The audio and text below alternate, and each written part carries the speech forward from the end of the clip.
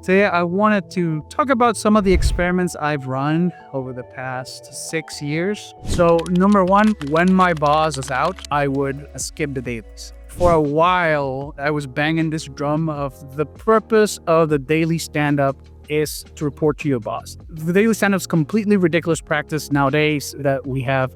Stuff like Jira and project management tools, ticketing tools are very advanced and they can at a glance let you know where everybody is. And so I was like, all right, so I'm going to stop showing up to the dailies. Don't type anything in the chat when my boss was out. See what happened. Pranked, baby. Nothing happened. My theory was proven correct. I don't recommend you guys doing this because maybe if I repeated this experiment 1,000 times, who knows what the ratio of success would be. But nothing happened. Nobody ratted me out because nobody knew, right? Like, who knows where Wolf is? Like, is he sick? Since you don't report to them, they're not expecting reports, right? And then they forget. They don't pay attention to it because everybody's busy with their own thing. Maybe I got lucky and I was in a very apathetic team that they didn't care. Skip dailies and just send update via text. So I have done this multiple times. What I found is that they don't like it. I got fired every time I did this. Got him. I did this in different modes, right? So there's skipping every daily, sending the update via text.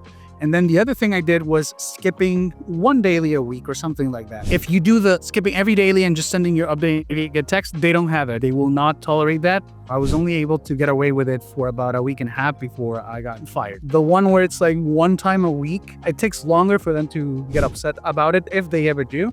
What I found is that if you are upfront about it and you have a plausible excuse for why you, every Tuesday, every Wednesday, whatever day you choose, you are not in the daily and you're going to provide your update via text, they are very accommodating with that. And the good thing about this experiment is that I discovered that I could actually clear my entire day of meetings. Just be aware that don't use it when you're just like brand new on the job because it feels like rude to them. Wait until you have like 3 months at the job to try to pull this off. So next experiment, excuse myself from going to every meeting that wasn't the daily. Now doing the opposite. I'm going to the daily, but I'm excusing myself from every other meeting. You just got pranked.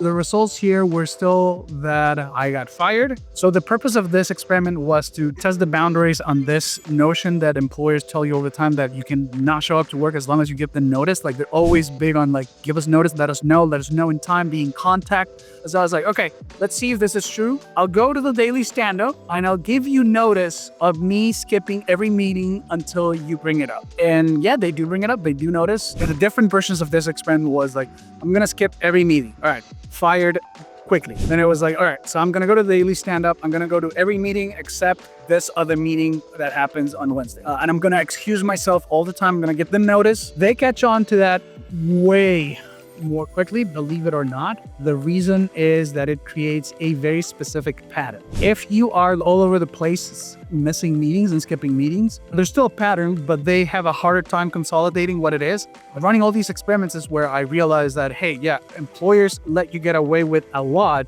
as long as you don't have a consistent pattern of what it is that you're doing. Just keep this in mind as we go through these experiments and as you go through your own experience. The easier it is to figure out the pattern, the easier it is for you to get in trouble. Be out sick for a week and not turn in a doctor's note. Point is, let me see the limits of the system that they have here to figure things out. My direct manager, all he cares about is that I catch up on work. HR is the one that care about getting the notes, etc. I just never turned it in the system, and eventually everybody forgets because there are bigger fish to fry than a doctor's note. Oh my dude, you just got pranked. So I'm not necessarily endorsing you guys going out and doing this stuff.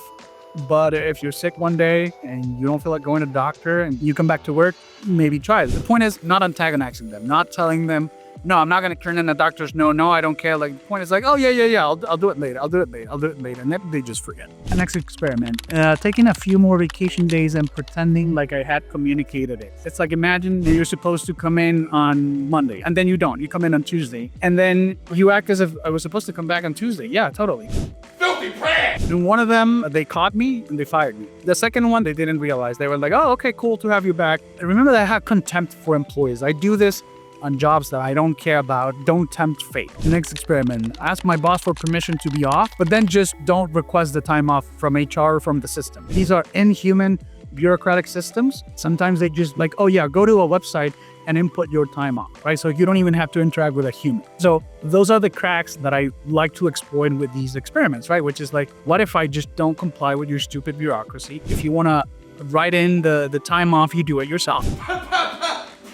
That is additional work that we have to do just so that a precious employer does not see disrupted its activity. Taking a half a day off by calling in sick after the daily stand-up. If you have an early daily stand-up, you can basically get the day off if you show up to the daily and then wait like an hour or so and just excuse yourself, say that you're not feeling well, and then just never telling HR about it.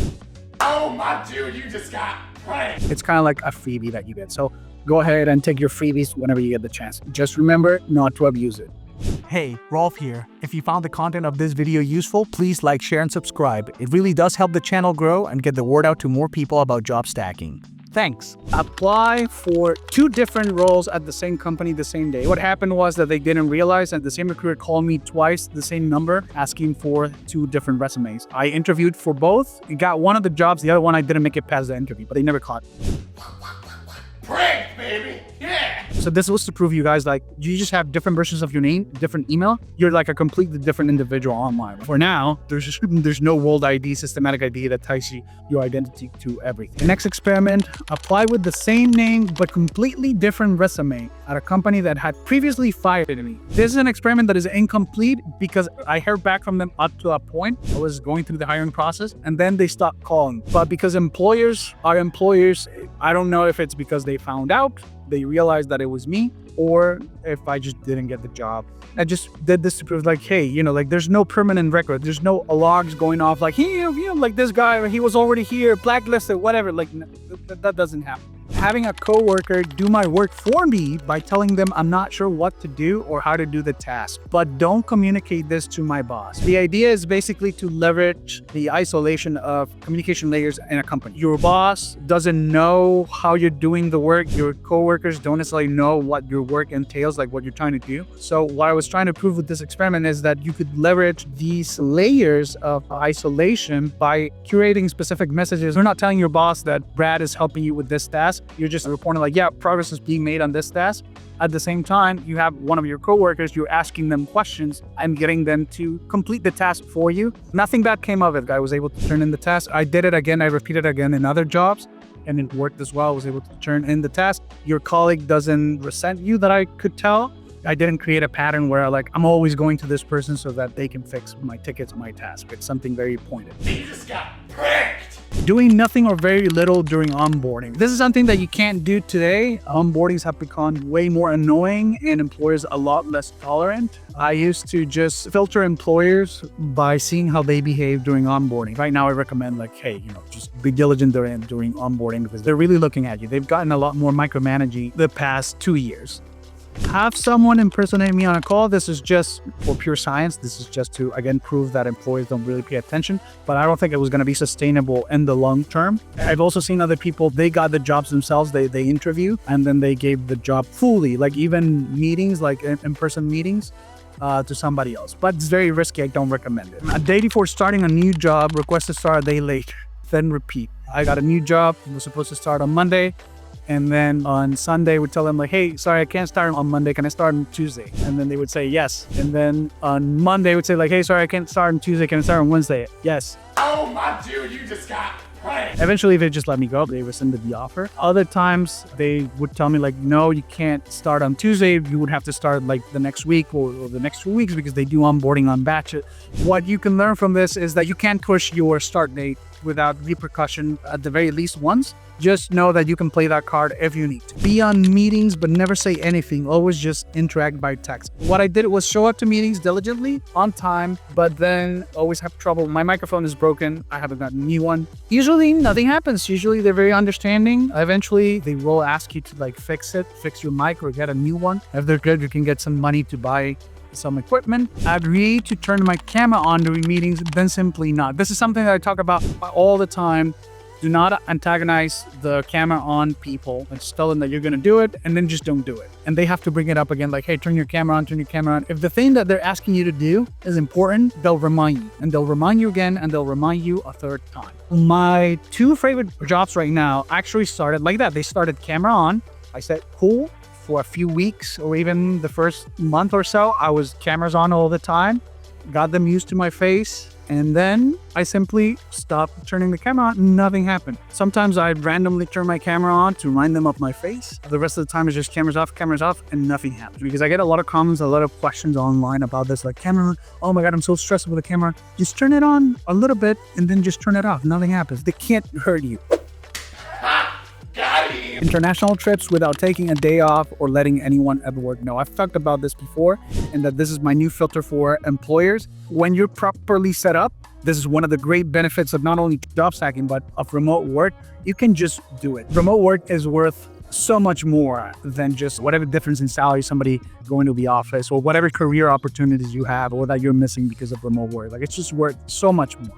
Be very confrontational and not comply with requests. I don't mean that I was confrontational when I was saying no to complying to the request. I was confrontational in the fact of, like, why do I have to do this now? Can I do this later? That sort of stuff. If it's not important, doesn't matter.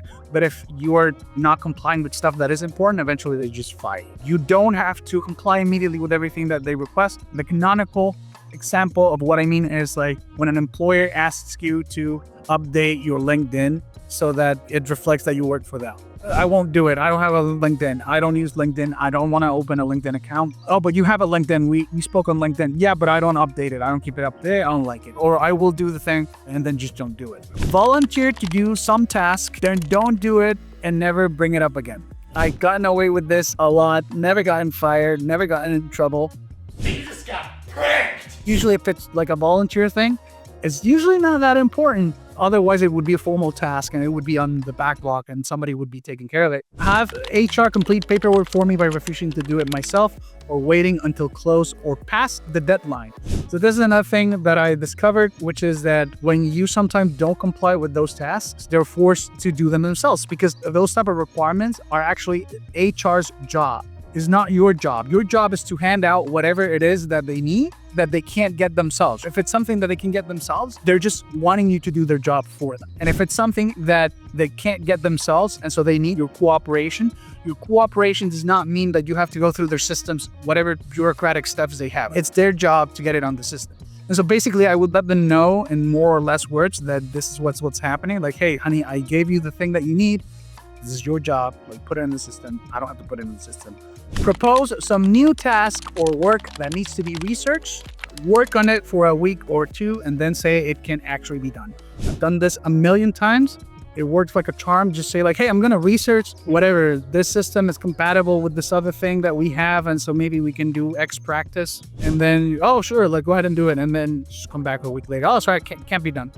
It's very similar to, like, volunteer to do a task and then just don't bring it back up again. The difference is that you're reporting progress, like, work on it. And then the conclusion is like, oh, sorry, can't be done. That's it. Thank you for the 2 weeks of pay. Yo! Pranked, baby.